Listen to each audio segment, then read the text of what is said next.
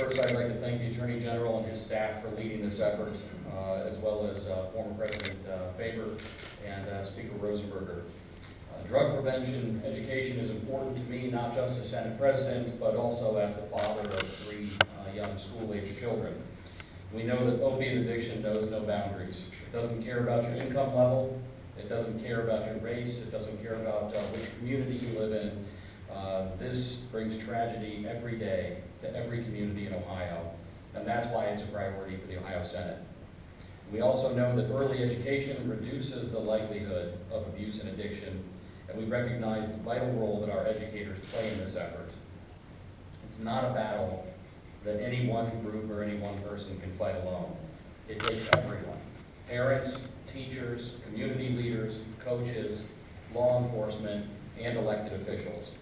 And so I very much appreciate the time and expertise of all of the people who served on this committee, some of whom are here today, as well as everyone back home in our communities that is a part of the effort to combat this crisis on a daily basis.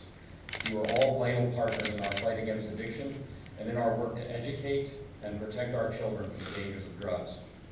And we recognize that communities across our state have different needs and circumstances, and we understand that deciding on a curriculum is something that is best done at the local level by the people who know our kids best.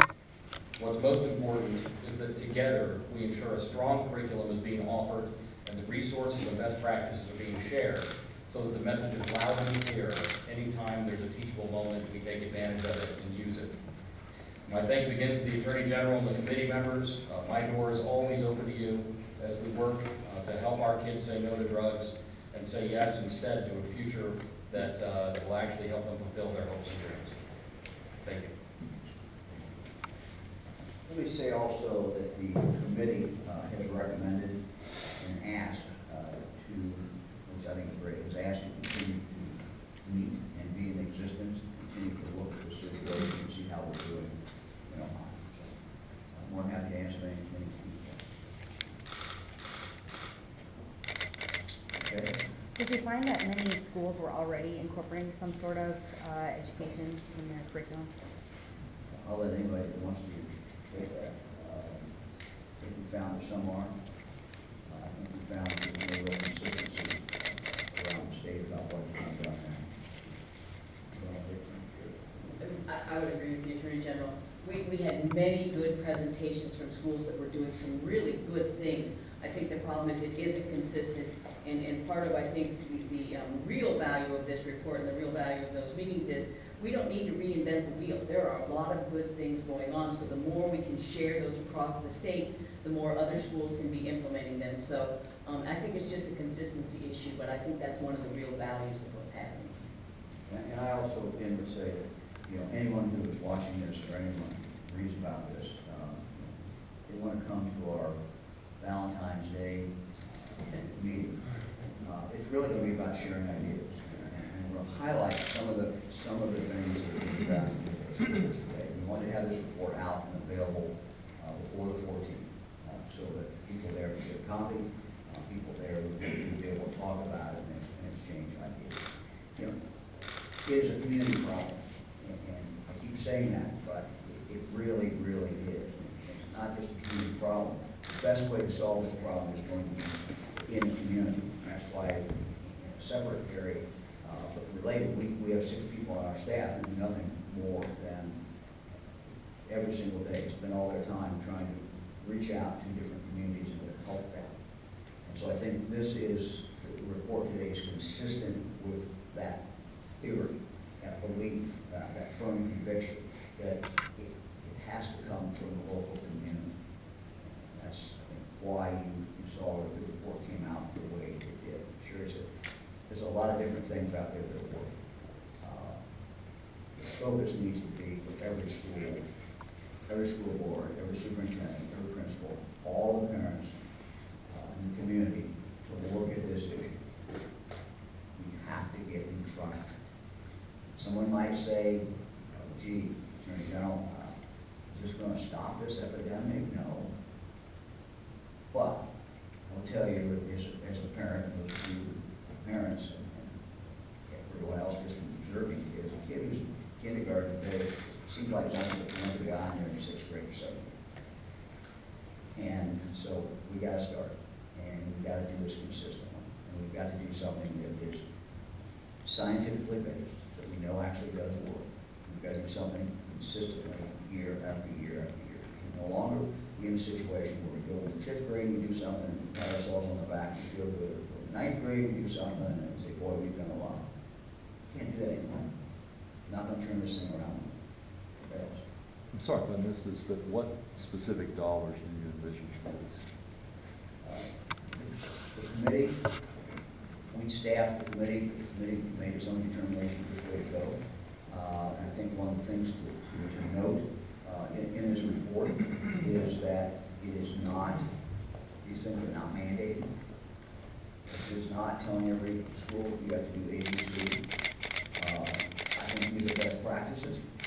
We would hope that every school in the state, whether a private school, charter school, local school, public school, wherever they are, wherever kids are going, we would hope that each one of these communities would look at this and say, here's what we need to do to get in front of it. It's age appropriate. When people say, why is it starting kindergarten? We start in kindergarten because that's where we start with everything else. Talk about wouldn't teach anything else and wait till the 9th grade to start doing it, or the 5th grade to start doing it. So no mandate is involved here. What's the cost to the local school? Will it be a cost? Sure, there's always some cost. But we have seen this in some examples. One example, for example, in Twin Valley, where they took a curriculum, I think it was basically a 9-period curriculum, and incorporated it into their science class. We believe that this can be incorporated into what teachers are doing. One of the things you'll see in here is it should go across disciplines. We shouldn't just, decide to only put it into science or only put it into health. But we're leaving that up to the local schools. And I think that they could implement this with not a great deal of cost, and without a disruption of all the other things that are being tested on, we're asking schools to do. I'm fully aware that, many people may look at this and say, oh, my Lord, you're asking the schools to do one more thing. Yeah, I understand that. But I don't know any other way to deliver this to every child in the state of Ohio, and it must be good for the school. So where do we go next from here? You release the best practices. What are you hoping to see happen next? Well, we hope we get people reading this. We hope people go online and read it. We hope this sparks a debate in a community. We hope people use this as a resource. There's no specific action, I don't believe, that this group is asking the state legislature to do. But there are several things in there that we're asking State Department of Education. And I would hope they would take this and move very quickly.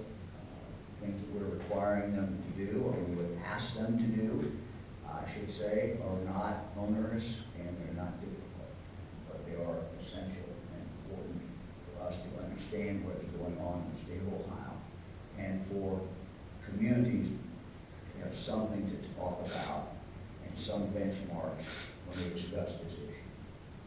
If you're a parent out there, I think you should be asking your school, where your children go, what are you doing? Are you doing something in kindergarten, 1st grade, 2nd grade, 3rd grade, and what are you doing?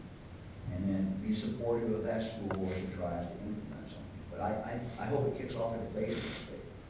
If we issue this report and it sits there and gathers dust, not going to be good. I will tell you, I'm going to do everything in my power to make sure that does not happen. I'm going to continue to talk about this. I'm going to continue to push it. As I said, we're mailing this out to anybody who's in decision making, and they can actually pull it up today. Right now, they can go up online and pull the whole report down and take a look at it. We hope that we have school leaders and community leaders, law enforcement, educators all across the state of Ohio who are doing that. Among the schools who didn't already have some sort of, prevention, education component, what were some of the reasons for why they haven't adopted one yet?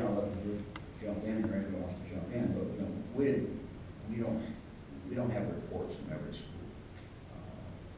We get, what, Amy, how many schools did we survey, or you want them up here, they can't hear you back there. Sure.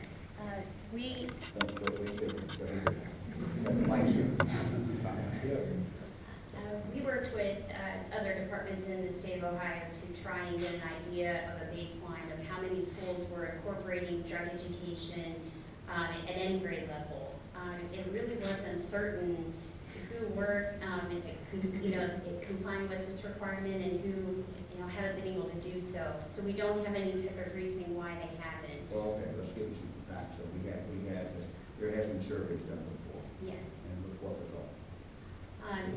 I don't have the results in front of me. We can certainly get that information to you, but we didn't hear back from every school. It was started by the Department of Education, and we tried to supplement it through our office. We tried to go out and, That's correct. we did not, we did not get enough back, and we can give you the figures, but we did not get enough back to really